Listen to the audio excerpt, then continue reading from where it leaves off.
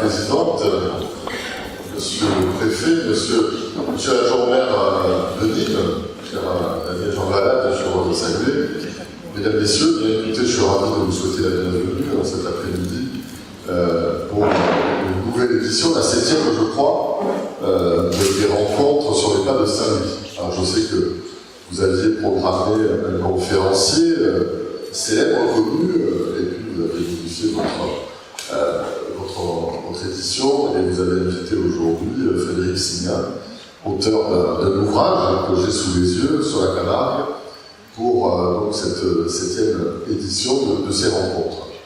Je me souviens lorsque vous avez débuté, lorsque cette association a été créée, c'est vrai que j'avais été un peu étonné, surpris que à la Grande Motte, nous s'installe, se crée une association intitulée Sur les pas de Saint-Louis, parce qu'effectivement, pour les Aigues-Mortais qui sont ici présents, Saint-Louis est attaché à Aigues-Mortes, surtout et avant tout. Mais lorsque l'on connaît, et lorsque j'ai entendu à plusieurs reprises l'histoire de ce remarquable roi de France, dont on a donné nom à la Grande Motte d'aller sur les recommandations de M. le Préfet Bernard Pomel, à Marguerite de Provence, son épouse par la suite, et bien effectivement on voit qu'il y a un lien ténu entre la Grande Motte et Aigues-Mortes, où étaient soi-disant parties les croisades. On sait qu'il n'y avait pas la mer à Aigues-Mortes, il n'y a toujours pas. Et donc cette fameuse histoire autour des croisades de ce roi Saint-Louis, que cette association perpétue depuis maintenant de 7 ans, et qui chaque année réunit de nombreux amateurs autour d'une rencontre, autour d'échanges, comme ça va être le cas cet après-midi. Alors cette année, vous avez voulu donner aussi un raisonnement particulier.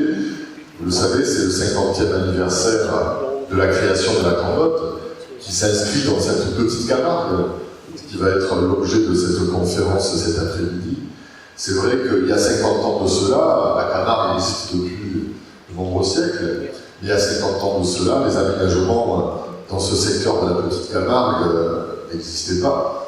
Il y avait sur l'emplacement de la Grande Motte des marécages, du sable, quelques domaines viticoles anciens, et aucun touriste qui ne venait d'ici, pas d'habitants non plus, bien entendu, et vous le savez, la mission que le général de Gaulle a installée en 1963, qui débutait donc ici, un peu sur une partie de la Camargue, avec l'aménagement de Port-Camargue au Grande-Roi et celui de la Grande Motte, et puis les autres stations qui ont suivi, mais qui n'étaient pas en Camargue, elle, a permis, il y a 50 ans de cela, de faire un aménagement qui n'avait pas eu lieu depuis de nombreux siècles. Cette petite Camargue aménagée grâce à cette mission Racine, qui a vu donc naître des stations nouvelles, une ville nouvelle, la Grande Motte, qui est devenue ville en 1974, qui s'inscrit donc dans ce secteur de la petite Camargue, à quelques kilomètres d'Aigues-Mortes, cette magnifique cité d'Aigues-Mortes, avec ses superbes remparts aussi bien conservés, et cette église où Saint-Louis est passé avec ses gros chevaliers, avec son épouse Marguerite de Provence, lorsqu'il est parti en croisade, et qu'il est allé défendre un certain nombre de valeurs, particulières, les valeurs chrétiennes. Alors, Madame la Présidente, je tiens à vous féliciter, vous, vos prédécesseurs, qui ont initié cette association, qui ont permis de la porter sur les fonds baptismaux, qui chaque année, eh bien, on voit, arrive à réunir un public de gens intéressés, qui viennent écouter et aussi échanger, débattre sur des thèmes bien particuliers. Alors, la Camargue, c'est une magnifique région qui va bien au-delà de notre territoire ici, dans le pays de l'or, terre de Camargue, ce sont nos voisins avec Aigues-Mortes, le Grosbois et Saint-Laurent-des-Gouzes, eh bien, ça va être, je suppose, en tout cas cet après-midi, des échanges, des débats intéressants avec l'auteur, avec le géologue Frédéric Simien, qui va pouvoir parler de ce sujet qui suscite beaucoup d'intérêt et qui, en tout cas, nous permet de vivre dans un territoire, dans une région magnifique, ô combien riche en faune, en flore, avec de magnifiques paysages qui ont été jusqu'à présent préservés et que nous devons tout faire pour préserver à l'avenir. Alors, encore une fois, toutes mes félicitations. Vous savez que vous êtes toujours les bienvenus à la Grande Motte, dans cette cité toute jeune, mais qui, au vu de ce que chaque année nous entendons dans les conférences, a aussi certainement une histoire plus ancienne, avant que nos pyramides ne sortent du sable. Eh bien, il y a une histoire aussi autour de ce qui est aujourd'hui la Grande Motte, et cette histoire, eh bien, elle se situe ici au début de cette magnifique Camargue. Donc, mesdames et messieurs, madame la présidente, je vous souhaite un très bon après-midi et à l'écoute de ce conférencier Frédéric Simien.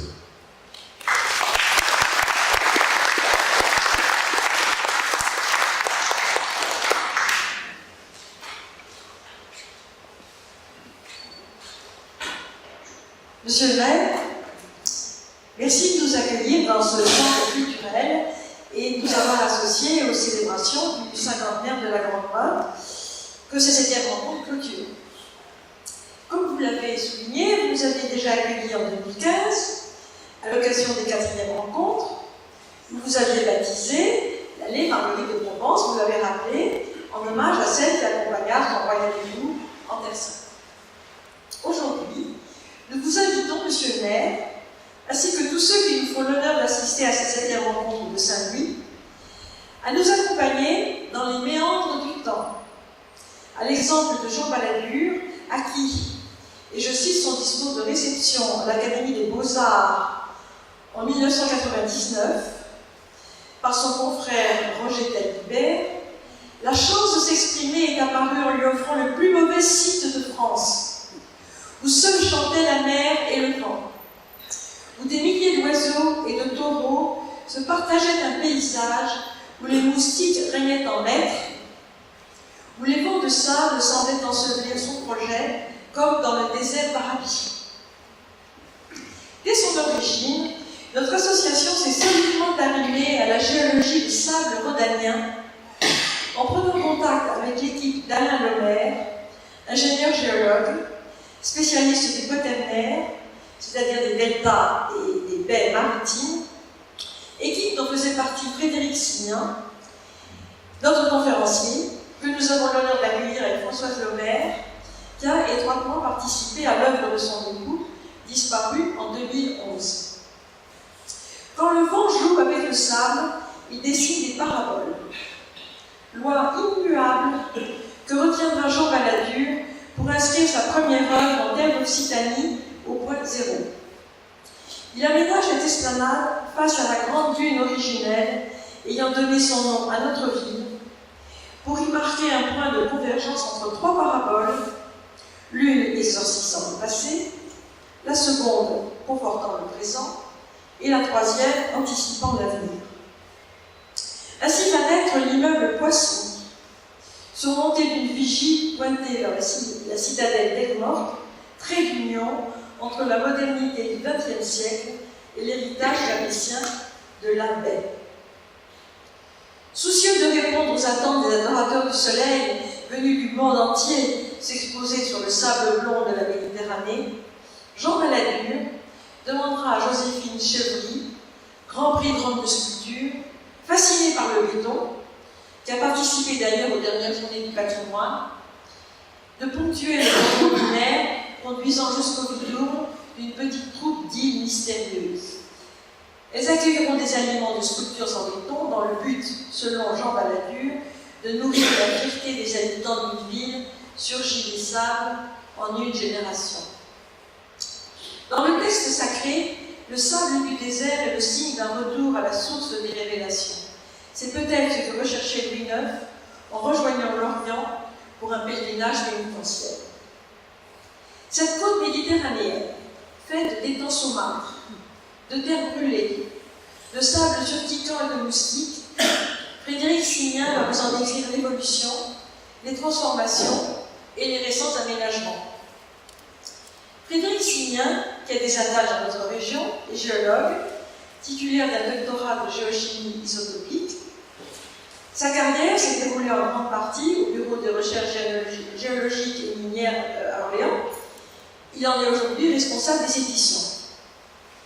Auteur de la carte géologique de notre littoral et aussi passionné d'histoire, il a publié de nombreux ouvrages régionaux sur Aigues-Mortes, le Gros du Roi, le Sainte-Marie de la Mer, abondamment illustrés, et le dernier en date, qui a donné son titre à nos rencontres, Camargue, une histoire entre Rhône et Méditerranée. Écrit avec le double regard du géologue et de l'historien. En lien avec le centenaire de l'armistice de 1918, il vient de publier Sous les lignes de front, la Grande Guerre, racontée sous l'angle de l'importance de la géologie. Je lui cède la parole.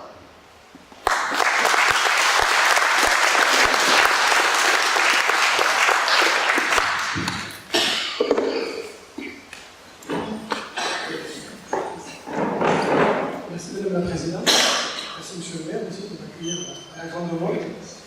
Juste un petit détail de commencer, si ça vous convient bien, de me dire voilà. Un peu plus fort. Vous voulez que je parle un peu plus fort, voilà, ça ira mieux. Je vous remercie aussi d'être venus aujourd'hui aussi nombreux pour écouter, c'est très gentil. Donc je suis parti très tôt d'Orléans pour être là. Et donc aujourd'hui, je décide de vous parler de la géologie de l'évolution, et donc du coup j'ai pris quelques petits jalons au cours du temps, dans une région que vous connaissez bien, et on va aujourd'hui l'aborder sous un angle nouveau et original de la géologie, qui est souvent une discipline qui est très méconnue. Alors pour démarrer, j'aimerais rendre hommage aussi à Léo Maire, vous avez juste dit un mot, Madame Palmier, son épouse François. En gros, c'est à cause d'Alain que je suis là aujourd'hui. S'il n'y avait jamais eu sa carte géologique du Gros du Roi, je n'aurais pas fait tout ça, je n'aurais pas eu la même vocation. Alors c'est très facile à dater mon intérêt pour le sujet. Il date exactement du printemps 2000. Moi je suis arrivé décembre 1999 au PHL, je suis allé à la direction régionale de Nantes, et puis j'étais un peu curieux, je regardais les cartes. Alors étant originaire d'Aigues-Mortes, j'ai un peu regardé. Et alors ce qui est drôle, c'est qu'ayant fait le début de géologie à Montpellier, nous les géologues traditionnels, comme chez Tradi, à la région, ils nous emmenaient plutôt voir le Pic Saint-Loup, la montagne noire, c'était la vraie géologie. On avait des cailloux, un dur, du marteau, alors qu'on n'a jamais fait de sortie sur le terrain, si vous voulez, sur le littoral. Alors c'est assez amusant parce que quand j'ai démarré les études dans les années 90, c'est pas si vieux, on a quand même eu une évolution des sciences de la Terre, où aujourd'hui on s'intéresse beaucoup plus au littoral. Si vous regardez les offres de poste qui ont OBRGM aujourd'hui, on fait des littoralistes, des informaticiens, et plus du tout des géologues. C'était juste un petit clin d'œil pour vous montrer un peu l'évolution de nos sciences. On s'imagine que la géologie c'est quelque chose qui est ancien, qui n'évolue pas. Justement, c'est très d'actualité. On a quand même des thèmes sur l'eau, l'environnement, sur les risques, qui sortent un peu de la géologie traditionnelle du Pic Saint-Loup qu'on a pu connaître. Donc voilà, donc, la découverte de l'intérêt pour le sujet, c'est grâce à la carte géologique et surtout le petit livret qui expliquait à côté les nombreuses relations entre la géologie et le terroir. Et ça, moi, je me suis passionné entre ces liens un peu insolites hors de la géologie traditionnelle. Ça aussi, je peux le dater facilement. Les sujets insolites, j'ai découvert ça en juillet 90. Alors, pour l'anecdote, je vais replacer le contexte. Étudié à Montpellier, je travaillais l'été au Parc national des Cévennes. Et donc, j'animais des visites pour montrer des traces de dinosaures. À Saint-Laurent-de-Trèves, si vous connaissez, près de Florac. Et alors, c'est très drôle parce que c'était la rencontre de roches qui sont très différentes. Dans les Cévennes, il y a trois types de lithologie de nature de roches. Vous avez les schistes des Cévennes, vous avez les calcaires qui représentent l'Écosse, et les massifs granitiques du Mont Égual et du Mont Lozère. Et là, en fait, il y a de nombreux liens entre guillemets insolites avec la géologie, avec un regard naturaliste en voit. Et on voit que sur ces trois types de roches particulières en Lozère, vous avez des végétations différentes. Vous avez des châtaigniers qui ne poussent que sur les granites et les schistes, vous avez des végétations différentes, vous avez des maisons différentes. Et le plus drôle, ce sont les animaux. Vous avez les élevages de chèvres sur les schistes, les moutons sur le calcaire et les vaches sur le granit. Et si vous voulez, depuis cette époque-là, moi j'ai trouvé que la géologie, ça devait être drôle, et c'est de ce côté-là qu'il fallait un peu regarder avec l'œil rigolo. Et depuis 90, donc je m'amuse, si vous voulez, un peu à retracer des sujets un peu insolites. Et pour l'anecdote, le dernier que j'ai trouvé, c'est que j'ai réussi à faire le lien entre la géologie et le poulet de Bresse. Voilà, vous voyez, c'est le côté assez insolite. Alors ça vous intéresse, je pourrais vous en parler après. Aujourd'hui, on va parler de la marque plutôt. Et en fait, la délimitation AOC du poulet de Bresse, elle a été faite sur des critères géologiques. Voilà, c'est mon cheval de bataille. Et donc on reboucle avec la carte géologique du Gros-de-Roi. Et moi, je dois à Alain Lemaire d'avoir fait le lien entre la géologie et l'histoire. Il était quand même un peu atypique au PHM. Et donc, d'avoir réussi à faire ce lien et montrer les implications, croiser un peu l'histoire et la géologie récente, j'ai trouvé ça absolument fabuleux. Et juste pour enchaîner, je vous ai mis une photo connue de la Grande Motte. Et là, on fait le lien entre l'architecture et la géologie. Parce que l'architecte de la Grande Pyramide à l'époque, il a voulu que la Grande Pyramide ce soit l'exact symétrique.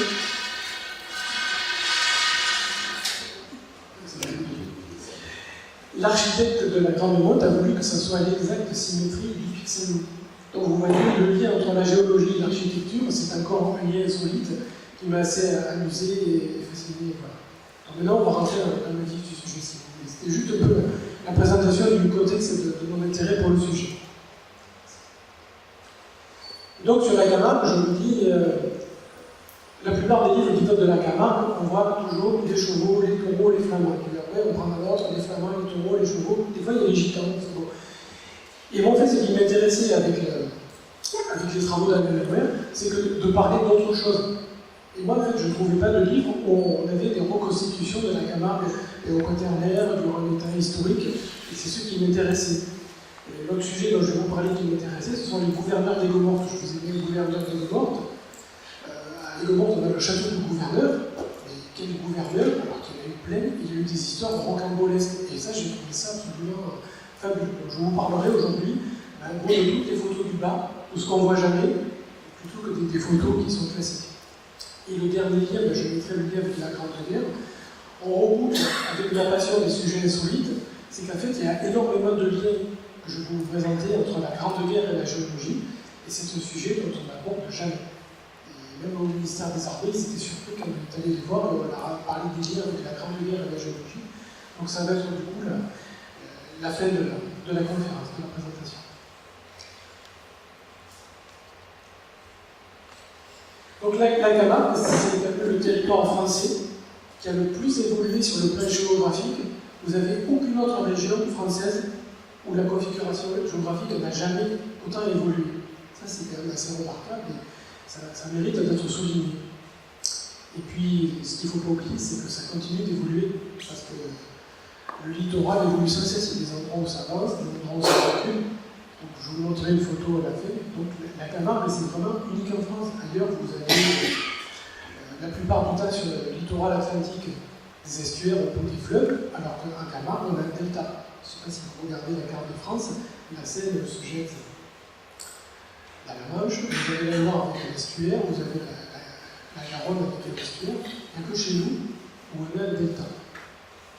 Est-ce que vous savez pourquoi nous on n'a pas un estuaire et pourquoi on a un delta et pas un estuaire? Vous voyez, c'est très bête comme question la géologie. En fait, la géologie, c'est tout simple, c'est que nous, on a un delta, parce que des deux côtés, sur le bassin versant de ce qui draine et la relief, on a les Alpes et les Pyrénées. Donc, qui dit gros relief, dit érosion, dit beaucoup de sédiments, et dit pas estuaire. Voilà, c'est tout simple. Voilà pourquoi nous, on a un delta unique en France. Alors, en gros, pour résumer, je vous ai dit qu'on avait gagné à peu près 25 km depuis 8000 ans sur la mer. Donc, la Camargue a progressé, si vous remontez il y a 8000 ans. Et en fait, elle est arrivée sur une surface initiale qui était complexe, il était de l'histoire géologique du Messinien. Alors le Messinien, je vais aller vite, c'est un peu technique. Dans les temps géologiques récents, on a le détroit de Gibraltar qui s'est fermé. C'était il y a 5 millions d'années pour les géologues, c'est très récent. Et la fermeture du détroit de Gibraltar, en fait, ça a provoqué un assèchement de la Méditerranée relativement rapidement. Parce que la Méditerranée, il n'y a pas assez de fleuves, pas assez d'eau. Si on enlève les connexions avec l'Atlantique, en quelques centaines de milliers d'années, elle s'assèche. Et donc le fait que la Méditerranée s'assèche, vous avez des rivières qui coulent en surface, qui d'un coup se mettent à éroder. Et c'est pour ça que dans le sud de la France, on a toutes les gorges. Vous avez les gorges du Verdon, du Tarn. Si on n'avait pas eu cet événement messinien qui fait une grande entaille, nous n'aurions jamais eu les gorges qui sont creusées très récemment, entre le Miocène et le Quaternaire aussi. Alors, pour déterminer la forme de la Camargue au cours du temps, c'est assez difficile de faire des cartes anciennes, parce qu'en fait, il y a énormément de paramètres. Je vous les ai listés, on va pas rentrer dans le détail, sinon on passerait l'après-midi là-dessus. Il y a notamment le niveau marin. Le niveau marin, aujourd'hui, on parle du réchauffement climatique, que la mer s'élève, on le mesure très haut. Et il faut voir que durant les derniers 18 000 ans, c'est la dernière classification, la mer, elle se trouvait 120 mètres plus bas. Même la Manche était à sec. Et en fait, c'est la fonte des glaces qui a provoqué une remontée importante du niveau marin. Et les vitesses de remontée les plus importantes, c'est autour de moins de 10 000 ans. C'est pour ça que la Grande Cosquère, en Marseille, à l'époque, les hommes préhistoriques, ils pouvaient y aller par la terre, ils remontaient, et puis ils allaient dans la grotte. Aujourd'hui, c'est complètement immergé. Donc on a gagné à peu près 100 mètres il y a 10 000 ans.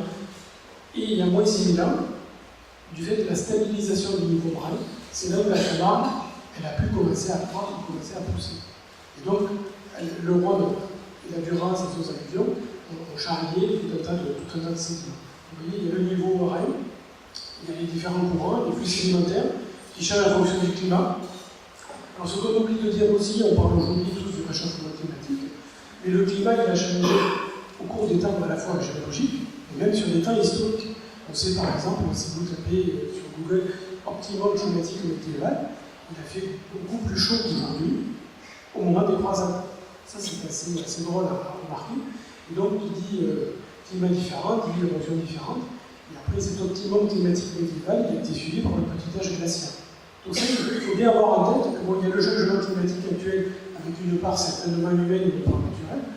Et le géologue, s'il regarde un peu dans le rétroviseur, on a eu aussi des changements du niveau marin qui ont été importants, des changements du climat aussi. Voilà. Alors, après, je vais pas vous donner. Si vous vous intéressez à la géologie, je pourrais aller plus loin si vous avez des questions. Et alors, la reconstitution de la configuration de la Camargue au cours du temps, ça fait de nombreux débats, parce qu'en fait, au 19e, ils avaient du mal un peu à intégrer que les terres puissent autant bouger. Donc il y a eu des débats à la fois pour savoir où avaient été creusées les fameuses fosses mariennes sous les Romains par le général Marius, et à quelle date se sont fermés les cordons littoraux. Et par exemple, là, je vais revenir sur la période de Saint-Louis, je vais vous montrer deux cartes juste après. Et il y a eu deux grands débats pour savoir si à l'époque le cordon littoral qui relie la Grande Monte à Port-Camargue était déjà fermé ou s'il était ouvert. Et voilà, ce sera l'image juste après. En gros, aussi, la particularité du delta, c'est une carte très schématique. Je vous ai mis surtout de la partie occidentale du delta. Ce qui est remarquable, c'est qu'on a toute une succession de cordons littoraux. Alors, les quatre cordons le plus vieux, c'est entre le bras du Touradon et le bras du Taldel, parce que le premier cordon, donc c'était en rivage vers à peu près 2500 avant Jésus-Christ, et le plus bas vers 800-400. Le deuxième cordon, c'est celui sur lequel il y a la ville des mains mortes. Après, vous avez le troisième cordon, c'est là où il y a Estelle, Charras, pour ceux qui connaissent. Et après, vous avez le dernier, c'est l'actuel qui relie donc la Grande Monte à l'Espiguette. Et donc, sur le plan historique, les plus vieux vestiges humains en Camargue, ils ont à la fois été recouverts par des sédiments postérieurs, mais les plus vieux vestiges en Camargue, en fait, ils se retrouvent sur la partie occidentale du delta. Ils datent du 7e siècle avant Jésus-Christ. Ils sont contemporains de l'Inde, c'est l'époque des Étrusques. Et en fait, les trois plus anciens vestiges, des vestiges humains qu'on connaît, c'est donc Latte, vous connaissez à côté de Montpellier, le Moutaras qui est sur le site de la Grande Monte, et Porvier qui se trouve à peu près entre Aigues-Mortes et Saint-Laurent-des-Gousses. Et en fait, s'il n'y a pas de vestiges plus anciens aussi ailleurs à Camargue, alors il y en a certains qui disent c'est parce qu'il y a des sédiments plus récents. mais surtout c'est parce qu'il n'y a pas d'eau potable. Et l'eau potable, c'est vraiment le facteur limitant. Donc ici, on devait probablement avoir des cabanes de pêcheurs à la de Montaraz, et ce qui a très fondamentalement freiné l'implantation humaine de Camargue, c'est le manque d'eau douce. C'est vraiment tout ce qui conditionne l'implantation humaine. D'ailleurs, je vous ai dit en bas, l'eau c'est le principal facteur limitant pour les populations. Et qu'avant le pont du Gard, ils ont fait le pont du Gard pour abreuver la population de l'île. Sinon, avec les sources locales, ça ne suffisait pas. Et ce qui est étonnant aussi, c'est pourquoi à l'époque, ils ont construit Aigues-Mortes à l'intérieur des terres. Quand on veut faire un port, il vaut mieux plutôt le faire au bord de la mer. Ça me paraît logique. Et ils l'ont fait à l'intérieur des terres aussi, pour une histoire d'approvisionnement en eau. Si vous êtes trop près du littoral, vous avez de l'eau saumâtre, vous avez de l'eau salée, et donc tous les puits étaient saumâtres. Donc voilà pourquoi, en fait, ils ont fait Aigues-Mortes à l'intérieur des terres. C'est là où ils pouvaient avoir quelques puits avec de l'eau potable. Voilà, ça s'explique comme ça. Et après, si vous regardez les fortifications, Aigues-Mortes, la tour de Constance, ils l'ont fait plutôt vers le nord, vers l'intérieur des terres. C'est surprenant quand on veut faire un phare on est plutôt du côté de la mer. Et en fait, toutes ces fortifications, vous verrez que les photos de Constance et les portes, elles sont c'est beaucoup plus défensif au nord, alors qu'au sud, c'était plutôt ouvert vers le port, et on pouvait voir arriver les envahisseurs bien avant que par la terre. Voilà, c'est des petits détails de côté géologie, pourquoi ils ont implanté donc Aigues-Mortes à ce niveau-là. Alors vous allez me dire, mais les Sainte-Marie de la Mer, c'est bizarre, parce que c'est beaucoup plus vieux. Il y a eu les premiers chrétiens, et pourquoi ils ont fait le village là au bord de la mer? Ça pourrait être une bonne question. Eh bien en fait, c'est que géologiquement, la Camargue elle évolue. Et les Sainte-Marie de la Mer à l'époque romaine, le village il était à 5 km à l'intérieur des terres. Donc il y avait un grand lobe avec le bras de Saint-Ferréol. D'ailleurs, vous voyez, on voit des barres d'embouchure typiques. C'est ce qui se profile de part et d'autre du bras. Il y avait un grand bras comme le sein du bras de Saint-Ferréol, qui alluvionnait et qui faisait une pointe. Et puis au cours du temps, comme le courant appelé des rives littorales qui va de l'est vers l'ouest, vous voyez la forme des deux lobes de Beauduc et de l'Espilette, on voit très bien que la dérive littorale elle fait de l'est vers l'ouest. Et donc au cours du temps, la dérive littorale elle a gratté tout le sable qui était ici, elle l'a redéposé de par chez nous, et c'est pour ça que les Sainte-Marie de la Mer, aujourd'hui, ils se trouvent acculés, ils se trouvent carrément au bord de la mer. Vous voyez le petit détail avec la géologie et l'application avec les hommes. Voilà. Donc alors voilà, après j'ai pris quelques dates clés, donc chaque fois j'ai mis les anniversaires et j'essaie de faire coller au mieux des dates clés. Donc j'ai pris 1248 sur les pas de Saint-Louis. Alors je ne sais pas si c'est vraiment écrit, mais bon, j'ai repris la petite idée du fleuve. En gros, il y a deux hypothèses sur la configuration du littoral au XIIIe siècle. Il y a soit le cordon littoral qui relie la Grande Motte à l'Espilette était déjà fermé.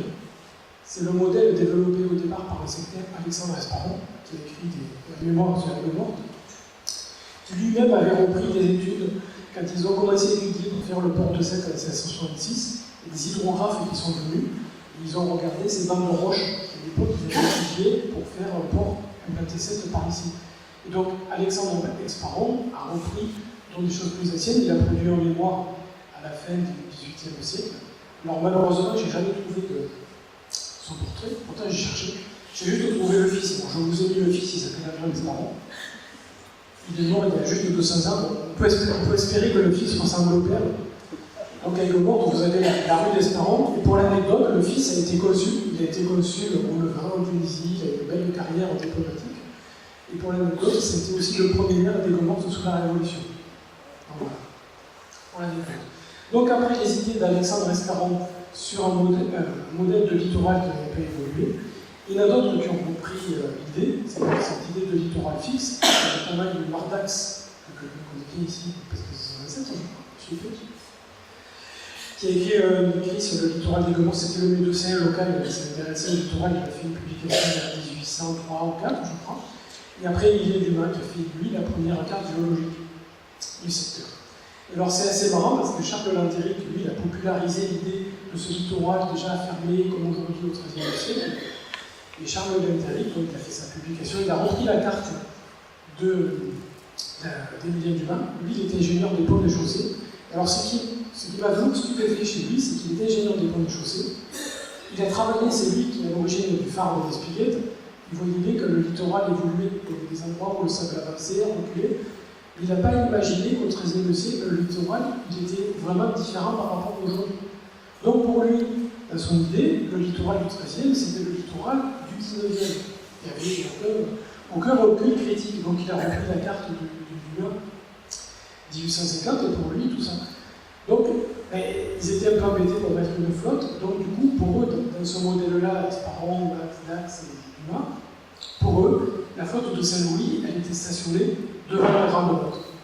Et à l'abri de fameux rochers sous-marins qui sont connus depuis le XVIIe siècle. Alors, c'est des rochers sous-marins qui correspondent à d'anciennes plages.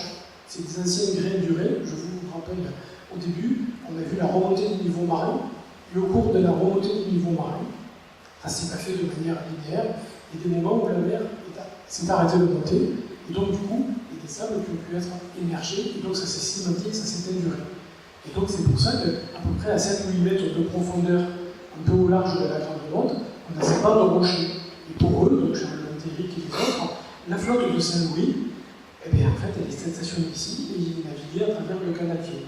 Donc, en fait, pour les grands montois et selon son modèle, Saint-Louis n'est pas parti des Mottes, il est parti de la grande motte.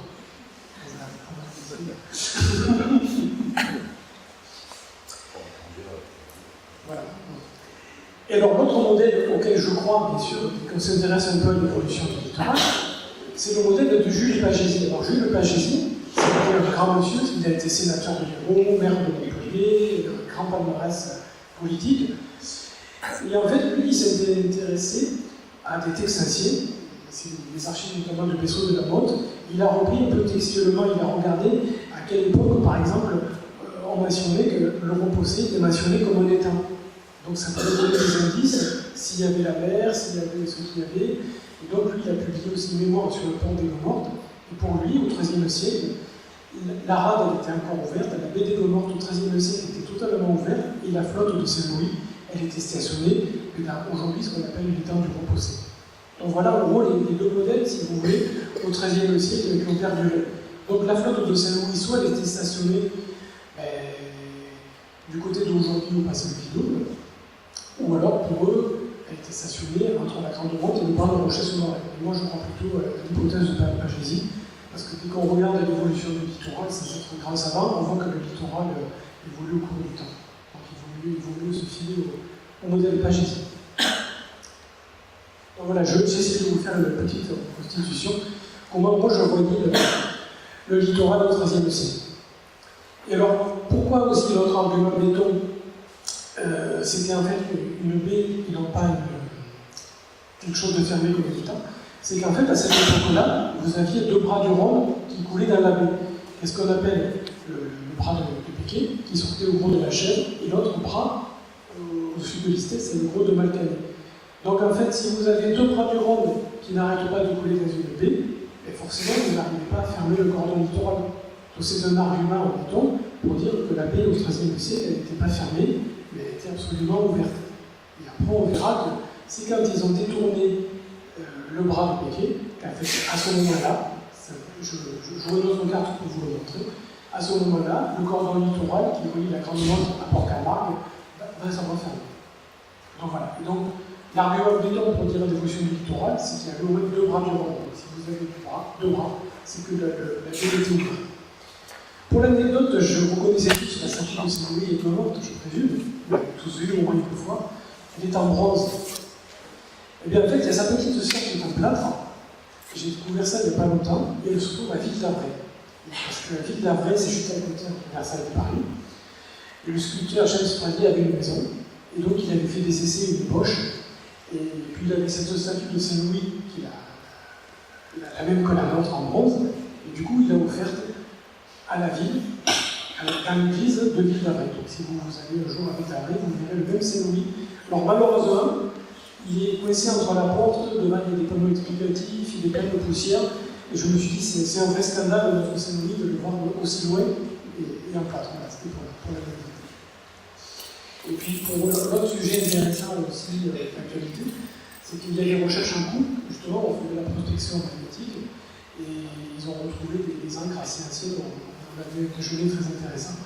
Et il serait passionnant un peu de dater l'encre, de savoir, parce qu'il y a eu, avant Saint-Louis, il s'est passé beaucoup de choses, il y a eu des batailles navales à la baie, et donc savoir si c'était, à quoi c'est relié, si c'était une bataille entre les paysans et les Génois, les papes.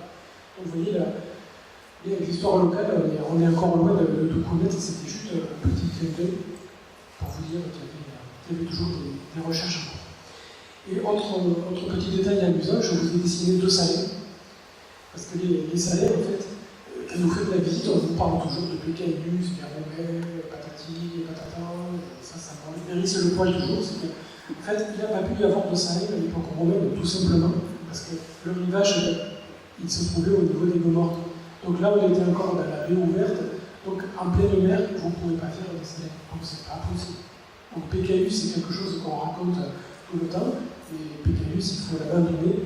Et en fait, les plus anciennes création de Salers, le premier acte, c'est 1141. Donc, vous voyez, c'est quand même quelques temps avant les croisades. Parce qu'il y a des textes beaucoup plus anciens, on faisait du sel à l'état de l'or. Là, par contre, il y a énormément de textes, et donc du sel dans la région, il y en avait, mais également, le plus vieux témoignage, c'est 1141.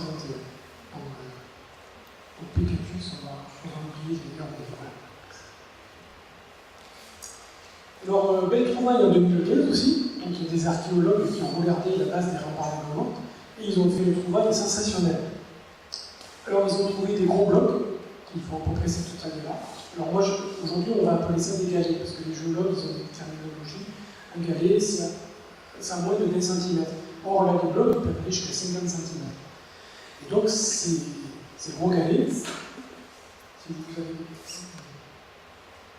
Ces gros galets sont exposés dans la cour du gouverneur, vous pouvez aller les voir. Et donc les archéologues qui les ont trouvés, ils ont fait une jolie publication, une revue de recherche, et ils ont dit, mais oui, pas de problème, les bâtisseurs sont allés les chercher à Arles, à 50 km, il n'y a aucun problème, on les a mis, puis on a construit les remparts. Sauf que quand on a un regard géologique un peu, Arles, ça paraît suspect. Parce qu'en fait, ça, ce sont des roches, avec au premier coup d'œil, vous voyez qu'elles sont rouillées. Déjà, première observation de base. Le son rouillé, donc très riche en fer, et en fait, c'est des roches qui sont extrêmement rares. On appelle ça des serpentinites, parce qu'on a donné ce nom au XIXe siècle, parce que ça a la même peau que l'allure d'un serpent. Donc on appelle ça le serpent de la serpentinite.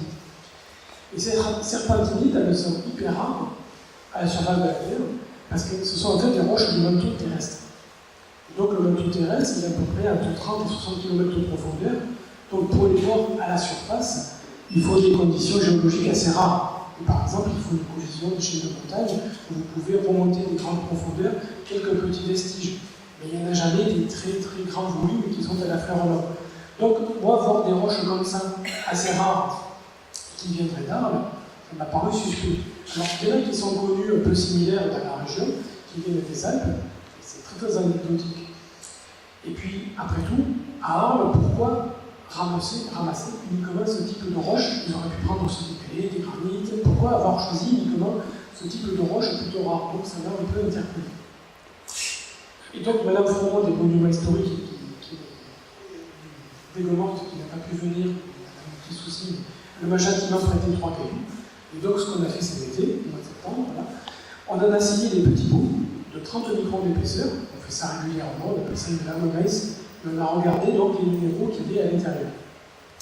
Et donc voici un extrait de la momèse de ces fameux cailloux. Donc ça a confirmé ce que moi j'avais vu à l'œil nu, on a pu bien déterminer que c'était des serpentinites, il n'y avait pas de problème. Et on a cherché des minéraux originaux, marqueurs exotiques, pour essayer d'avoir une provenance. Et donc le seul truc qu'on a trouvé un peu exotique, c'est cette bande un peu de couleur. En fait c'est une fibre d'amiante, ce qui est tout à fait naturel dans ce type de roche. Donc elles sont assez banales. Et donc l'anecdote, pour motiver les collègues un peu à jeter le nez sur les mauvaises, j'avais mis pour caler la porte de bureau, j'avais mis un gros bloc comme ça les gens butaient dessus, ça les interpellait, et donc ils ont été intéressés pour voir la mauvaise. Donc ça a suscité de l'intérêt de nombreux collègues, on était dizaines, dû à avoir observé les lamomèses. Donc pour moi, en fait, je vais vous montrer la carte juste après. Ce sont typiquement des blocs qui ont été apportés de jeunes, je vais vous montrer sur la carte géologique et pourquoi. Pardon, vous revenez juste avant, parce qu'il y a une petite anecdote que je vais raconter. Une anecdote personnelle, c'est qu'alors, ils ont trouvé ces cailloux à la base des remparts en 2015. Mais si vous allez au cimetière d'Aigues-Mortes, quand vous longez le mur de construction, et bien vous en retrouvez dans le mur de construction. Et je vous ai fait une photo, vous avez le même caillou, de taille un peu plus petite, c'est aussi une serpentinite, vous en avez une dizaine qui sont enchâssés dans le mur. Et lui, le cimetière, il date de 1808. Donc c'est assez drôle, ça m'a amusé cet été, de voir qu'en fait ces cailloux qui avaient été découverts à la base des remparts, il y a 200 ans, 210 ans, ils avaient peut-être fait des fouilles quelque part, et ils avaient déjà trouvé le même type de cailloux. On n'allait pas détériorer les murs du cimetière d'Aigues-Mortes, mais je vous dis, il y a des roches assez rares de moto dans le mur du cimetière. Voilà, c'est la petite anecdote. Le géologue devait être curieux, il regarde partout. Voilà, merci. Alors après, je vous ai mis donc la carte géologique de la France simplifiée, et je vous ai mis les points rouges, les endroits où on trouve ces fameuses serpentines. Alors les serpentines, il y en a quelques-unes dans les Pyrénées, près de l'étang de l'Ers, mais j'ai pas mis la carte parce que c'est anecdotique. Il n'y a pas d'érosion qui vient du côté de chez nous. Les serpentines, vous en avez aussi du côté de Briançon, il y en a pas mal du côté de Gênes, et surtout dans l'est de la Corse. Et en fait, le fait que ces roches elles se retrouvent dans les Alpes, je vous le disais tout à l'heure, c'est pas lié au hasard. C'est parce que vous savez que la chaîne alpine qui continue de croître, en fait, c'est l'Italie qui rencontre la plaque Grob, et donc avec la collision, on fait remonter les roches du manteau terrestre. Et donc ce manteau terrestre, il a pris ici, en Corse, à Chênes et à Briançon. Et donc après, j'ai regardé dans le détail du côté de Briançon. Les roches comme les Aigues-Mortes ne peuvent pas venir directement par l'érosion de Briançon, parce qu'elles se trouvent sur le versant italien. Si elles avaient été côté Briançon, côté français, elles auraient pu venir jusqu'à Arles. Donc pour moi, les deux hypothèses qui restent, c'était Gênes et la Corse. Enfin, entre les deux hypothèses, comme on sait que ce sont des Génois qui sont venus embarquer et croiser, la plupart du temps avec des bateaux, alors on peut imaginer qu'ils avaient des laisses de bateaux, ils ont apporté de Gênes, et puis qu'ils sont venus ici, ils ont déchargé des gros morceaux de galets, et puis ils ont embarqué et croisé. Et puis ces galets qui étaient en abondance sur le littoral, ils s'en sont servis comme fondation pour faire les remparts. Parce que la Camargue, c'était un pays où il n'y avait que du sable, et pour construire, pour trouver des roches, le plus facile, c'était de prendre ce qu'on avait sous la main. Vous voyez, c'est assez cohérent. Parce que l'hypothèse de Corse, à mon avis, je ne vois pas quel bateau de Corse serait venu exprès avec les galets. Donc pour moi, contrairement à ce que les archéologues ont publié, pour moi, typiquement, ce sont des galets qui viennent des environs de Gênes. Et dans la photo suivante, je vais vous montrer, parce que j'ai regardé les cartes italiennes, plus précisément, et en fait, ce sont ces trois couleurs de roches de bain de là, vous voyez, là, c'est une vallée qui se trouve juste à l'ouest du centre historique de Gênes. Donc ils ont pris vraiment des roches, des serpentines qui se trouvent vraiment à proximité. Donc après, on va faire un saut dans le temps, parce que Saint-Louis, il éclipse complètement les autres rois qui sont venus. On a eu plein, on a François Ier, on a eu Louis XIII, on a eu tout un tas de grands personnages. Et en plus, ça tombe bien parce que le 14 juillet, ça faisait pile 480 ans que François Ier et Charles Quint s'étaient rencontrés à Aigues-Mortes. Et alors là, c'est intéressant cette période aussi parce que juste avant les rencontres, on a creusé le bras neuf. Le bras neuf, ils ont dévié justement les anciens bras de la chèvre qui étaient fermés depuis le 14e et le bras de Saint-Roland. Ils ont dévié le trou du Rhône de l'époque, ce qu'on appelait le bras neuf, en 1534. Donc, si vous arrêtez de mettre un flux sédimentaire dans la paix, à ce moment-là, le cordon il commence à se renfermer parce qu'avec la dérive littorale, on va combler petit à petit.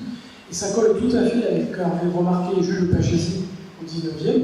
La première mention de l'état du reposé comme état d'État, ça date de 1554. Donc vous voyez, il a fallu pratiquement 20 ans pour qu'en fait fermer le cordon littoral. Donc sur la chronologie, ça colle tout à fait. Et après, plus tard, le peloton gros du roi ancien, ils se sont battus aussi pour ouvrir ce qu'ils ont appelé le gros de la croisette. Donc forcément, on avait dévié le bras neuf, le cordon littoral s'est fermé, et pour faire passer les bateaux, et aussi pour faire rentrer de l'eau salée, pour faire du sel, ben, il a fallu recreuser ce que la nature avait fermé. Donc vous voyez un peu les incidences. Et là, la chronologie, elle est vraiment sympathique parce que En 1934, vous faites le bras neuf, ça coûte très cher parce qu'il a fallu creuser, aménager. C'est la famille de conseil de notre riche famille de Gomorte qui a financé les travaux. Et alors ils avaient échangé avec l'abbaye d'Opsalboni qui avait été sécularisée l'année suivante, étant ils avaient besoin d'argent. Et l'abbaye d'Opsalboni était propriétaire de l'abbaye de Saint-Romain près de Beaucaire. Et donc en fait ils ont échangé, ils ont dit à Franck Conseil, ils disent bon, nous on échange l'abbaye contre un particulier. Donc Franck Conseil est devenu le seigneur de Saint-Romain, et c'est pour ça que le bras mort, il s'appelait le bras mort de Saint-Romain, d'après l'abbaye qui se trouve à côté de Beaucaire. Donc tout ça, ça cessait à cette époque-là. Donc juste après, ils ont pu faire entrer de l'eau salée. C'est la création du Solène Saint-Jean de 1546. Donc je vous l'ai dit aussi, le reposer la croisette. Et donc ce qui est drôle aussi, c'est qu'on a creusé la croisette en 1558, et puis dès l'époque, ils se sont dit, mais on pourrait détourner le Vidourle, parce que le Vidourle qui est à l'état de l'or, si on le détournait, il pourrait nous maintenir le Gros Ouvert et on aurait pu être embêté. Parce que le fait d'avoir détourné le Rhône, leur idée, ça a été de détourner le Vidourle pour maintenir le passage ouvert. Et ça a été effectif en 1837. Et donc vous voyez, entre 1558 et 1837, ben, il y en a eu des discussions parce que le Vidourle, on le fait passer, à quel endroit, où nord, où dessus, et chez qui, et pourquoi, et comment, mais je vous épargne les débats. Il y a toujours eu de grands débats, c'est rigolo dans les textes, à la fois pour le chemin de fer, pour le port, ça c'était les rois de la procédure, la discussion, les intérêts des uns et des autres. Et si vous avez des questions. Alors, juste pour la parenthèse, je vous ai mis la carte à l'époque du domaine de Charles Quint en jaune et de François Ier. Et donc voilà, François Ier, lui, il voulait s'étendre parce qu'il était pris en tenaille entre les deux possessions de Charles Quint, qui était vraiment lui le monarque dominant en Europe à cette époque-là. Voilà, si vous avez des questions. Ou sinon, la chaîne est mieux, ça sera si vous voulez, on verra après.